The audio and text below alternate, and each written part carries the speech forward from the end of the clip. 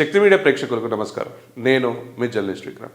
Friends, 3 విడతల polling అనేది అయిపోయింది. ఆ పోలింగ్లో మనం చూస్తే ఇక్కడ కాంగ్రెస్కి వచ్చేసరికి హయ్యెస్ట్లో 7,010 సీట్లు, బీఆర్ఎస్కి వచ్చేసరికి 3,502 అండ్ బీజేపీకి వచ్చేసరికి 668, ఇండిపెండెన్స్ కమ్యూనిస్ట్ పార్టీలు అన్నీ కలిపి 1,505 స్థానాలు ఇక్కడ రావడం జరిగింది, ఏదైతే ఇండివిజువల్స్లో.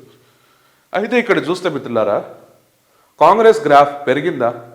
ఇక్కడ చూస్తే దాదాపుగా 55% ఆఫ్ హయ్యర్ సీట్స్ వీళ్ళకి రావడం జరిగింది.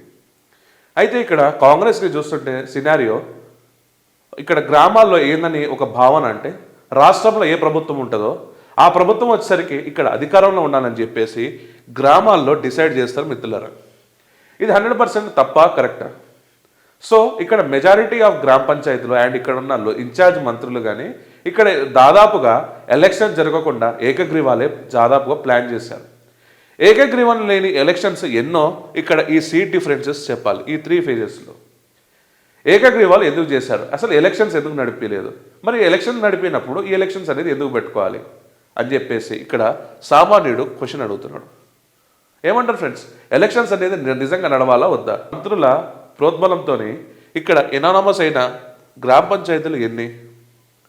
అండ్ ఇక్కడ చూస్తే దాదాపుగా మనకి ఇక్కడ కాంగ్రెస్కి వచ్చేసరికి ఇంకో సినారియో ఏంటంటే, లాస్ట్ టైం వీరు ఓడిపోయారు. ఎందుకంటే ఇక్కడ అధికారంలో బీఆర్ఎస్ ఉంది కాబట్టి, ఇక్కడ అధికారం బీఆర్ఎస్ ఉన్నాడు కాబట్టి ఇక్కడ గ్రామ ప్రజలు ఏమనుకున్నారంటే, స్టేట్లో ఎట్లయినా వచ్చేసరికి అక్కడ బీఆర్ఎస్ ఉంది కాబట్టి ఇక్కడ బీఆర్ఎస్ని గెలిపేయాలని ఏదైతే ఈ 2025లో చేసిన సినారియో ఏదైతే ఉందో అప్పుడు కూడా అదే సినారియో బీఆర్ఎస్ వైపు చేశారు. ఎలక్షన్లో ఓడిపోయినాడు కాబట్టి అక్కడ ఒకటి సింపతి ఫ్యాక్టర్ అనేది వర్కౌట్ అయింది.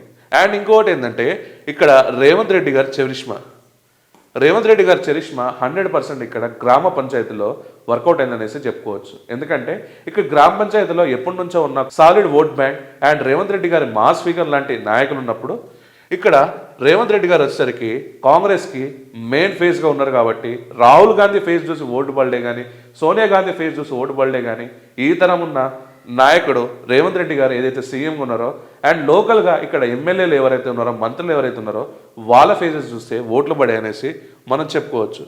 అండ్ ఇంకొకటి ఏంటంటే, ఇప్పుడు బీఆర్ఎస్కి మొన్నటిదాకా ఒక ఎంపీ కూడా లేరు. అండ్ వాళ్ళు గెలిచిన 2 ఎమ్మెల్యే స్థానాలు కూడా కాంగ్రెస్ తీసుకుంది. కానీ ఇక్కడ సర్పంచులు చూస్తే మిత్రులారా, గుణాత్మకంగా 3,502 సీట్లు. అంటే ఇక్కడ బీఆర్ఎస్లో చూస్తే మిత్రులారా, నాయకులు ఓడిపోయారు కానీ కార్యకర్తలు గెలవడం జరిగింది. ఇక్కడ 3,502 అంటే not a small figure friends. ఎందుకంటే వరుస పరాజయాల తర్వాత బీఆర్ఎస్కి బూస్టప్ ఇచ్చింది అంటే దాదాపుగా ఈ సర్పంచ్ ఎలక్షన్స్ అనేసి మనం చెప్పుకోవచ్చు. ఇక్కడ బీజేపీకి వస్తే 688 స్థానాలు అనేసి ఈనాడు వారు పత్రికలో ముద్రించడం జరిగింది. అయితే ఇక్కడ బీజేపీ గురించి కొంచెం స్పెషల్గా చెప్పుకోవాలి మిత్రులారా. ఎందుకంటే భారతీయ జనతా పార్టీ వచ్చేసరికి కార్యకర్తల పార్టీ అనేసి అంటారు. అదే భారతీయ జనతా పార్టీ కార్యకర్తలు ఈసారి 688 మంది సర్పంచులు గెలిచారంటే this is not a joke. ఎందుకంటే భారతీయ జనతా పార్టీ వచ్చేసరికి అర్బన్ ఓటర్స్కే పనికొస్తుంది, రూరల్ విలేజెస్లో ఎక్కడా అని చెప్పే వాళ్ళకి ఇది ఒక చెంపపెట్టు అనేసి ఒక సమాధానం. లాస్ట్ టైం ఇది వచ్చేసరికి స్కోర్ 190 నుంచి 200 మంది సర్పంచులు ఉంటే ఇది ఇంక్రీజ్ అయ్యి దాదాపుగా 688 సర్పంచులు గెలవడం జరిగింది. 2-3 ఓట్లతో ఓడిపోయిన వాళ్ళు, 10 ఓట్లతో ఓడిపోయిన వాళ్ళు దాదాపుగా 300 నుంచి 400 మంది సర్పంచులు ఓడిపోవడం జరిగింది. అండ్ ఇంకొకటి షాకింగ్ న్యూస్ ఏంటంటే ఫ్రెండ్స్, భారతీయ జనతా పార్టీ బైన్సా నుంచి ఎక్కువ సీట్లు గ్రామ పంచాయతీలు అవ్వడం జరిగింది. అండ్ అక్కడ మనం చూస్తే అండ్ కరీంనగర్లో చూస్తే దాదాపుగా 100 ఫిగర్కి క్రాస్ అయిపోయింది కరీంనగర్ పార్లమెంట్ సెగ్మెంట్లో. సిటీ ఓటర్స్ అని చెప్తారో ఇప్పుడు భారతీయ జనతా పార్టీకి విలేజ్లో కూడా ఓట్స్ పడుతున్నాయి మిత్రులారా. సో ఇప్పుడు మీరేం ఆలోచిస్తున్నారు? ఇక్కడ భారతీయ జనతా పార్టీ రన్నింగ్ రేస్లో ఉందా లేదా, లేకుంటే బీఆర్ఎస్ కంబ్యాక్ ఇస్తుందా, కాంగ్రెస్కి మళ్ళీ ఇక్కడ అధికారంలో రాబోతుందా? ఇప్పుడు ఇల్లలకంగానే పండుగ కాదంటారు కదా పెద్దలు. ఇప్పుడు జెడ్పీటీసీ ఎంపీటీసీ ఎలక్షన్స్లో ఏమవుతుంది అనేది ఒక క్వశ్చన్ మార్క్.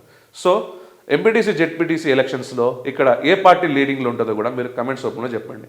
అండ్ ఈ వీడియో కానీ మీకు నచ్చినట్టయితే friends like, share and comment చేయాల్సిందిగా కోరుకుంటున్నా. జై హింద్, జై భారత్.